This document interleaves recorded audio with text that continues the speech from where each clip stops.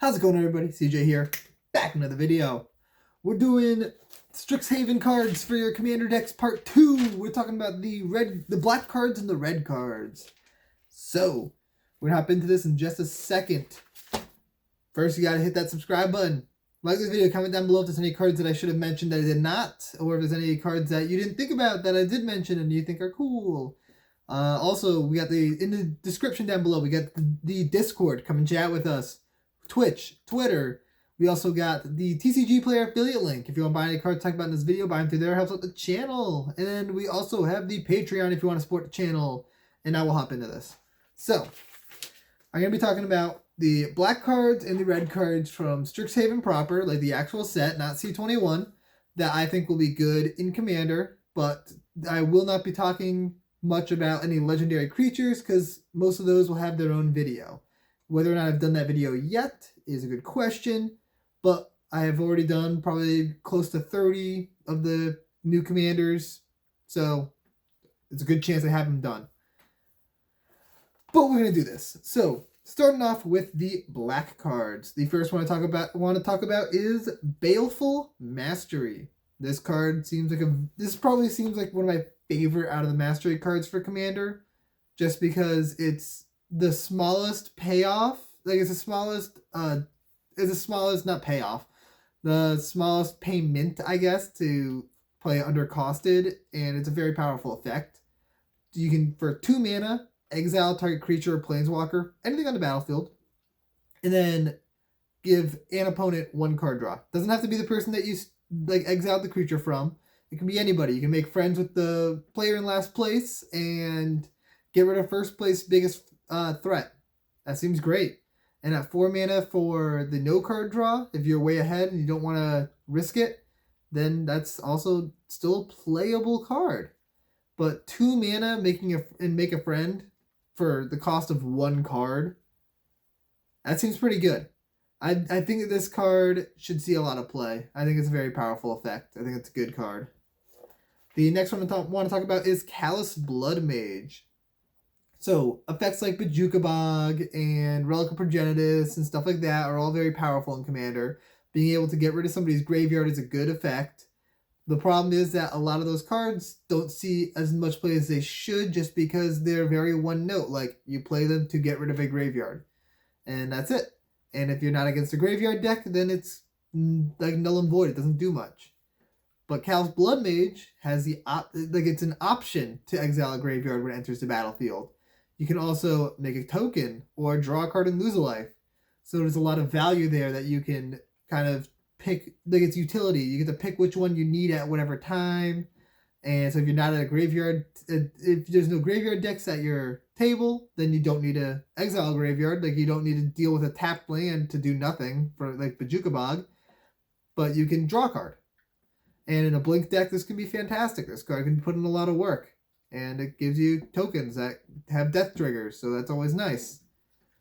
I think that this card's good. I think it's a good card. It's very solid. If you're going to run any blink decks, like an Esper blink deck or something like that, this would be a good include.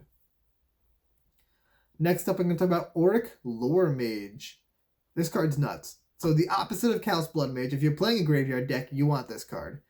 So this is basically just, it's just, Entomb on a stick. And if it's an instant or sorcery, you get to put a +1/+1 counter on it. So the +1/+1 counter thing is just kind of gravy, but you just tap it to entomb something. That seems great. This is a powerful effect. Muldrotha decks will love this. What's his name? Oh my god. The Abzan commander, I cannot remember his name, but he will love this. He's going to be on the screen somewhere. Just any graveyard-based deck loves this card. Like, it can put whatever you need in the graveyard. Lands decks, you can throw Life from the Loam into your graveyard. Or a land that you need into your graveyard, so that way you can recur it. Like, just so much value. So much value with this card. I think it's super powerful, and if it was at 4 mana, and being a 3/3, it's a little fragile and a little expensive, so we'll see how much play it actually sees, but I'm definitely testing this thing out because it's got high ceiling. It's got a very high ceiling. The next black card I want to talk about is Plum the Forbidden. Plume the Forbidden, not Plum. Plume. Plume the Forbidden. This card seems incredible. So, say somebody is an instant speed, and you can sacrifice as many creatures you want to it, and for each one you do, you draw a card and lose a life. Say somebody's casting a board wipe, and you got like 6 creatures on board. Instant speed, you cast this, sack your 6 creatures, draw 6 cards. That's awesome. For 2 mana, it's good. It's a good card. You can also use it just in a sacrifice deck to get sacrifice triggers. It just seems good. It's going to be, this should be played in a lot of black decks. Any go wide black deck, any token black deck, any aristocrat style deck, sacrifice decks. This seems great. And I think this card's going to see a lot more. Oh, sorry about that. I think this card's going to see a lot more play than you'd think. Next up, we got Professor Onyx. So, any Spellslinger deck that's in black wants this card for the static ability. Any graveyard-based deck wants this card for its +1. Any deck wants this card for its -3 to just decent removal. Actually, pretty good removal because it's each opponent. And it got like a little Torment of Hailfire as its ultimate, so that's a good way to win the game. Oh, there's something in my eye. I think this card is good. At 6 mana, it's iffy. My dog, sorry, if it looks weird with my hand, it's because my dog's pawing at me and she just wants me to pet her. At 6 mana, it's a little iffy. 6 mana for a Planeswalker that doesn't protect herself right away. It's but she can put in a lot of work, and that static is powerful. If you untap with that static in a Storm deck, you win the game. Easy. Next up, we're going to talk about Sejmore Witch. So we got Menace, Ward, pay 3 life. Okay. But the big thing is, whenever you cast an instant or sorcery, you get to make a token. This is a nice effect. It's like similar to like a Murmuring Mystic style effect, a Tallran style effect, but at less mana, only 3 mana, and you can, I don't know, do some black now. So if you're in a Spellslinger deck that involves black, this is golden. This is a great card for that deck. Oh my god, my eye. This seems great. It's a powerful effect. It's a good sacrifice. The tokens are good for sacrificing and stuff like that. And it's got its own little protection, and it can hit if you need it to. I think this card's good. And the last black card I want to talk about is Tenured Ink Caster. This card, I think, would be extremely powerful at 3 mana. Very powerful at 4 mana. And it's iffy at 5 mana, especially because it's a 2/2. But when it enters the battlefield, put a +1/+1 counter on something. And whenever a creature you control attacks with a +1/+1 counter on it, each opponent loses 1 life, and you gain 1 life. So if you run this like a Golgari deck, you play Avenger Zendikar, make 7 tokens, put a land down, give them all +1/+1 counter, swing in, 7 tokens, 7 triggers, you're gaining 7 life, and each opponent is losing 7 life. Oh my god, my eye is so itchy. There's something in my eye. I am sorry about this. But that's a huge swing right there. This card can put in a lot of work in any token deck that involves, or any +1/+1 counter deck that involves black. Oh my god. Any +1/+1 counter deck that involves black. This card seems sweet. And with like Felisa, I think that's what her name was, one of the new commanders. There's a lot of new Orzhov commanders that involve +1/+1 counters. It's a vampire. Edgar Markov would like this because vampires tend to deal with a lot of +1/+1 counters. It seems good. This card could definitely see play. I would be surprised if you don't see this across the table from you against a vampire deck or against a +1/+1 counter based deck that has black in it. And those are the 7 cards that I had for black. Next up, we got the red cards. So, the red cards is actually, I think, my second biggest category. We got 11 red cards here. Oh yeah, don't forget to subscribe to the channel. It's right there, bottom corner. But the red cards, there's a lot of them. There's a lot of pretty good ones. And the first one I want to talk about is, oh my god, my nose is itchy now too. My face is just itchy. Oh my eye. First one I want to talk about is Ardent Dustspeaker. Whenever it attacks, you may put an instant sorcery card from your graveyard in the bottom of your library, and then impulse draw the top 2 cards of your library. It's just card advantage. It's only 3/4 and it's 5 mana, so it's a little on the iffy side. but it could definitely find a good home in like a Spellslinger style deck, a deck similar that would run a Tali with like this. Maybe good in like a Neheb the Eternal deck so that we can get more damage off and you're making extra mana because of Neheb. This card seems cool. I like it. I think it could be powerful. And yeah, I like this card. Next up, we got Blood Age General. Spirits decks are going to love this, specifically Kaikar. Kaikar would love this card a lot, but it's just a way to get an extra damage with your spirits. So, good spirit tribal card. Next up, we got Conspiracy Theorist. This card is going to be nuts in any Wheels deck. Any Wheels deck. Like, if you're discarding cards, this card's good.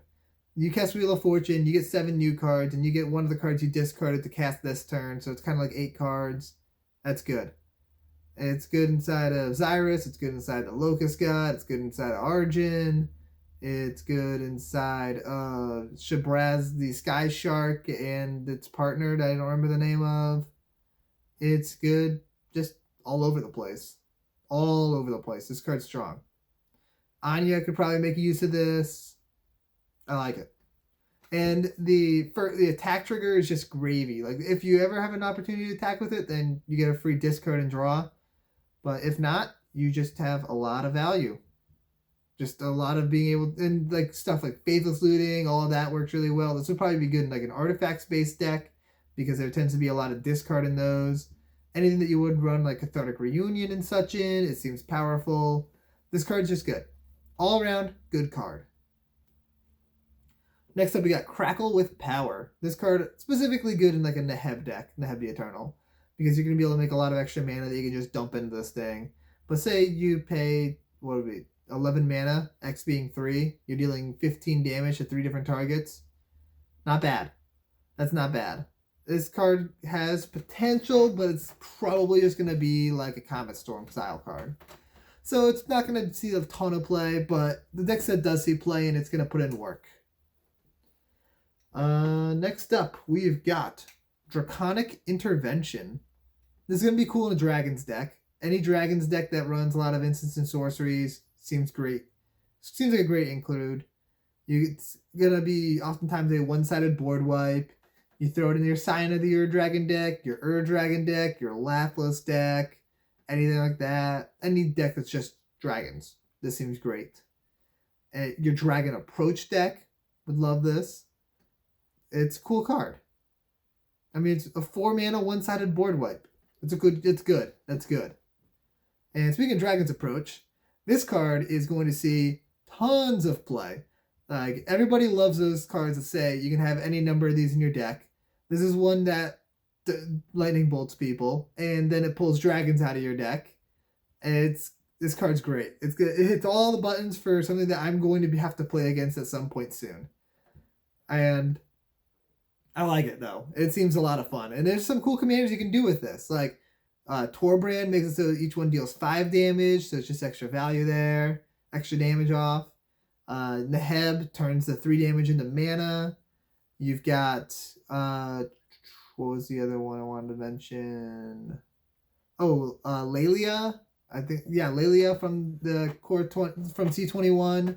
You've got, because you have to exile 4 of these from your graveyard to get a dragon, so that it will end up being 4 impulse draws off Lelia.